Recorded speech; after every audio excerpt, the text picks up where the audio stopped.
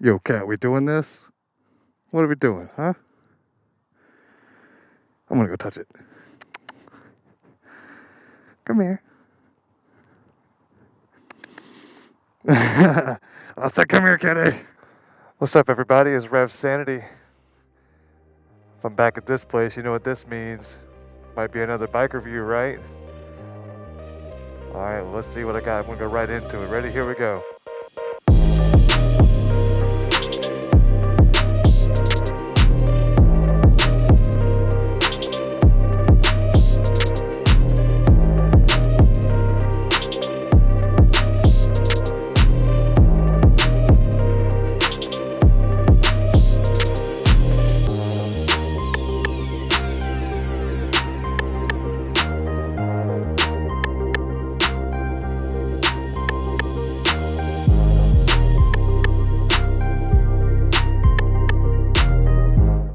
So, if you watched my video about me running around with the Santa Claus helmet, still got it going on, baby.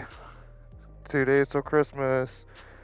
Alright, so if you watch that video, you'll see that my elf, my buddy Peter, was riding this Buell 1125R. You can see it right there. 1125R. Oh man, this thing is a beauty. Got a chance to ride it around for a little bit before coming out here so I can kind of get used to it. And dudes and ladies, that's a fast bike. It's fun. This particular model is a 2009. It's got 146 horsepower at 9,800 RPMs and 82 foot-pounds of torque at 9,000 RPMs. And you feel every single one of them at precisely those shift points, or at that RPM range, rather. Looks like it's been laid down though. I think he bought it used. Got a little scrapage down there. That's fine. It's got a aftermarket exhaust. It's loud. It's very loud. Not something I would personally put on it. I would probably put something a little bit more high end on it, like an Apocryph or something. But history behind the Buells. So Eric Buell, he was a former Harley engineer.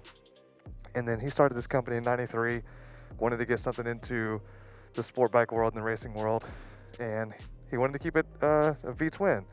So, you know, it's full-on American, full-on V-twin. That's one thing I would prefer to change. It's got a rubber belt on it instead of a chain. But anyway, so yeah, V-twin, it's 1100 or 1125 cc's, and he wanted something. Oh yeah, absolutely, brother, go for it. Right on, dude. Appreciate it, my man. I appreciate that. Yeah, good to meet you. So just like that, that's how you get subscribers, folks. We're taking over the Gulf Coast over here, as it were. But anyway, so back to the bike. 1125R. This is a 2009, and it is every bit. This is every bit of a sports bike, man. I'll give you my first impressions on it as we go around and ride around, but that's what you're here for, right? So let's let me glove up and let me strap my helmet in, and then put the Santa Claus cover on, and then we out of here. All right, let's go.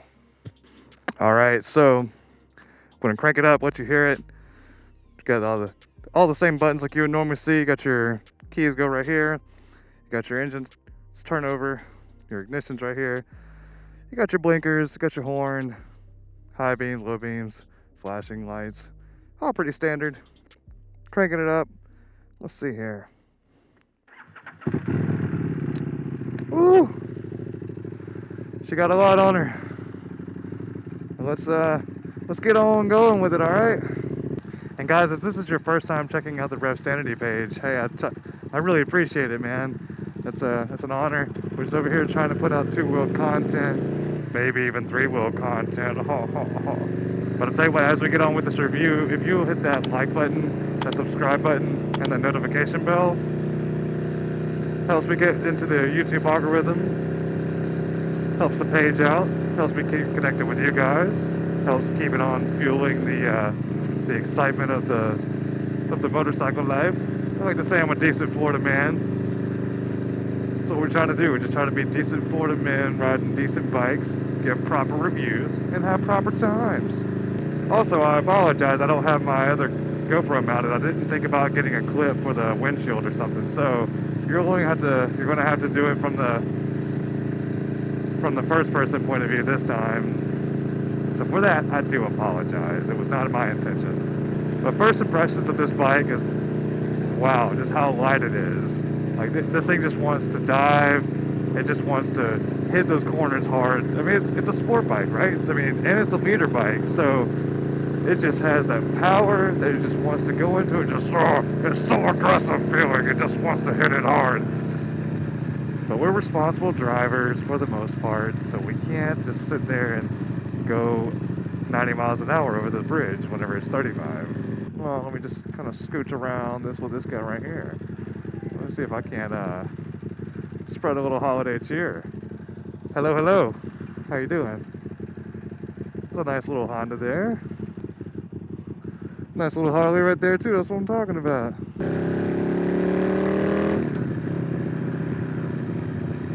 And also right off the bat is how incredibly quick this thing is, man. And also because it's so light. It was like 345 pounds dry, which is probably maybe, I don't know, right at 100 pounds wet. Got a 5.5 gallon tank right here, so maybe an extra 40 pounds or so of gas. And obviously I'm coming from a Harley, so getting back on a sport bike for the first time in several years, or a few years, 3 or 4.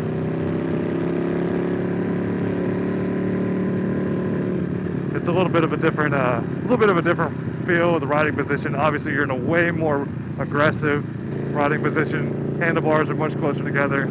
Got the fairing pushing the wind up into your, just right to the helmet. And obviously if I didn't have this helmet cover on, you can see it barely in the speedometer.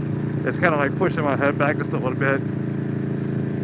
But all that to say, like the aerodynamics of a sport bike are completely different than a Harley for sure. And I've been riding this around for about an hour and a half now too, so just kind of like give an idea of like the seating position and everything. My knees, that was the first thing I noticed when I got off the bike, was my knees were definitely kind of hurting a little bit. And a lot of that because I'm 6 feet, and so, you know, I have longer legs than I do a torso, so my knees kind of almost feel like they're closer to my elbows. But again, it's a sport bike. You know, you're not riding this for the same purposes as you would a cruiser, you know. But with that said, you know, me being 6 feet, I got plenty of ground clearance. I think it's a 30.5 inch seat height clearance, but I'm able to flat foot it. But if you're around that 5'3" to 5'5", you might be tiptoeing it just a little bit. That's where it can kind of, you know, that seat height being a little bit higher, that's where it can kind of throw off your balance just a little bit if you're not careful. You know, if you're under 5'5", this might not be the bike for you. But if you got good balance, you know, the hardest part about it is just standing still and then rolling it backwards and rolling it forwards without any power. And also with the foot pegs being further back, that kind of gives it a different angle for you to shift gears too, so that's one thing to be mindful of. It took me a second to kind of find it with my feet, but let's see what this power does.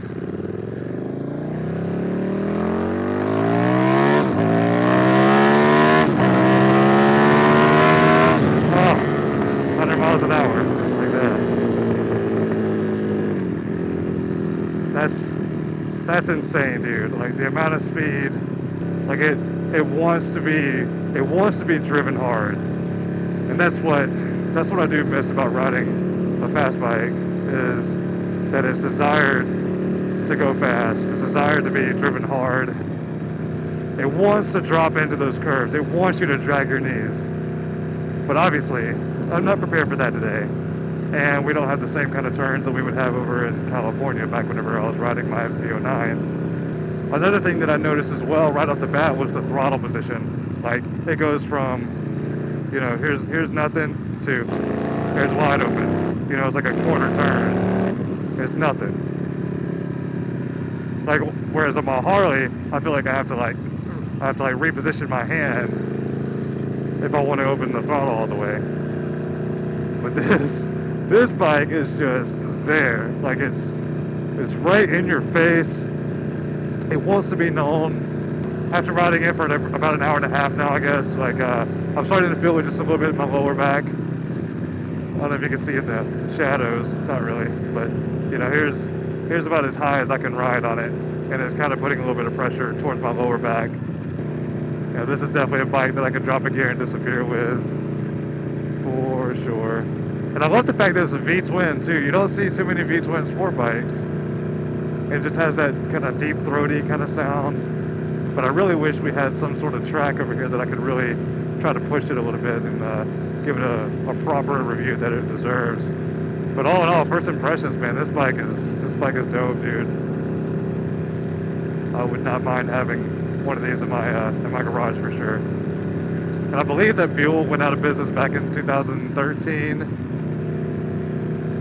And then Eric Buell kind of went to focusing more on the racing side of bikes, bike engineering. Harley bought Buell back in 2003, I believe is what I read. But it's a sick bike though, just like you saw earlier in the video. That guy like came up to me and was like, dude, that's a nice Buell. You don't see those too often. I'm like, right? I love it. It's gonna become a collector's item one day, I believe. So take it around.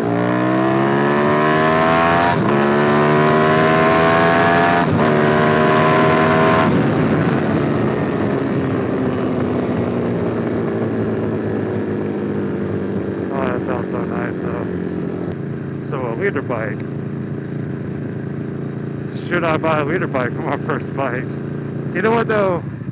I wish I would have brought this up in my last video, and if you want to look up there you can see where I had my did a review on a Harley Iron 883 Sportster. And really the best thing that was ever told to me is this right here is your best friend. This right here, if you can control that, you can control anything. But you know, if you're brand new to riding, you know, you gotta get used to that torque right off the bat, and that can be a little daunting, especially with the riding position and everything as well. You know, practicing from a 250 or whatever they put you through in the training course, and then jumping straight into something really tight and compact, especially whenever you're trying to learn how to turn your head and go where your body is wanting to lead you, right? Like looking where you're turning, like it's a little bit of a different feel on a sport bike because it's a little bit of a, I don't know, it's just more, you know, you got a little bit more elite action that you got to put into it, depending on what you want to do. If you want to be a little bit more performance driven, trying to do a little bit more spirited driving, you know, I think sometimes too people want to go with the leader bikes just because, oh, it's a leader bike, I need more horsepower, I need more, but a leader bike. It's pretty freaking fun, man. I am not gonna lie. I think they're probably more fun to drive on the highway, but if I had an R6 and I was using it as a track bike, dude, I would have no problems owning an R6 either though, or a 600, whatever it is. I personally really enjoyed the 600 series, and I love Yamaha bikes. But this is nice, dude. Like, this is nice because it's almost like a piece of history now. Because Harley doesn't have the affiliation with it anymore. They stopped producing them. I'm definitely getting some backfire though. That's my only gripe about the bike really is the exhaust. I'm not a huge fan of this particular exhaust. I have no idea what it is, or I would put it in the description or tell you what it is, but is it fun? Absolutely. Absolutely. 10 out of 10 would recommend somebody trying to get this Buell ride. Definitely should use a seat upgrade. My butt is definitely not feeling super great right now.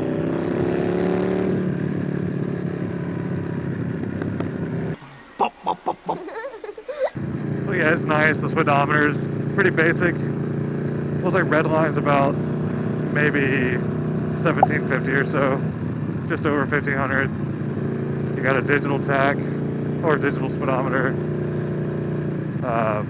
Tells you what gear you're in. Oh, also this is liquid cooled, by the way. It's not air cooled. It looks like he deleted the mirrors off of it, so it's a little bit of a hassle trying to look back. Not entirely sure if that's legal or not. Check your local state laws before you start modifying bikes like that. Thankfully, in the state of Florida, they're pretty loose with. Oh, well, it just shut off on me. That is not cool. I have no idea why I did that.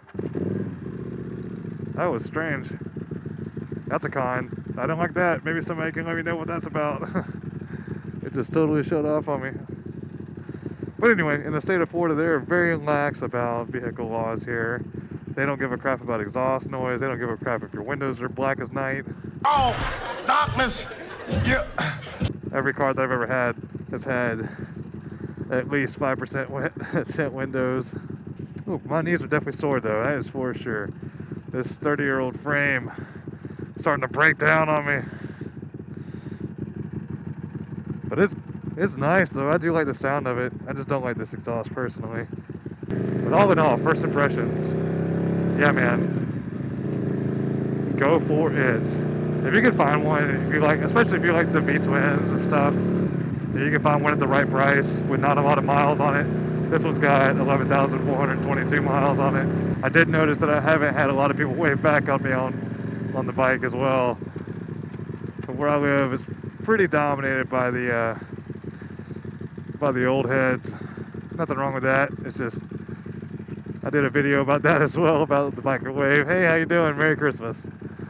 God, this thing just wants to rip, dude. Like, I really wish that I could get somewhere where it's more wide open. It has some nice gnarly turns, dude, because I just want to like, I just want to do it so bad, man. This is such a fun bike. I really like this. Is it good for a daily commuter?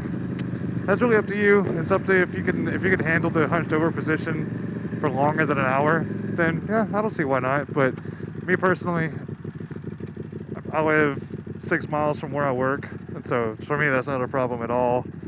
There's not a whole lot of dynamic traffic here too. Some decent amount of stop and go. Highway 98's a little dangerous. I've said that numerous times, but I could ride it every day and not have a problem with it. But driving like, you know, over 100 miles in one trip, yeah, you're gonna feel it, dude. I'm just feeling it a little bit just today, and I've just done the vlog and I went over to the beach and rode around a little bit just to kind of get used to it. And I don't know, dude, I kind of like it a lot, to be honest.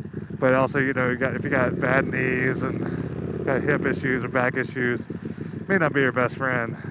But if you love speed, oh my gosh, this is making me miss riding sport bikes so much.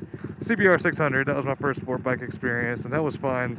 I was a little more of an idiot, did some more of the hooligan type stuff, but being a little bit more responsible somewhat, I could probably manage this type of bike a little bit more responsibly now. That's not to say if I had this on a daily, I wouldn't experience some spirited driving, as they say. But yeah, I absolutely love this thing. I would ride the poo out of it for sure. Well, all right, you guys. Well, I'm gonna go in here and continue just to admire the bike a little bit, and tell you what, if you wouldn't mind, again, helping the channel out by subscribing, that would just be super awesome. I appreciate you guys. I'm really excited for what's going on in the Gulf Coast region. Go run away, cat. Don't make me take you home. There's 2 of them. 2 kitties. This has been Rev Sanity. I appreciate you watching the video. I am out. I'm gonna go do some riding around, spread some joy, drop a gear, and disappear this time for reals, alright? You guys stay decent. Peace.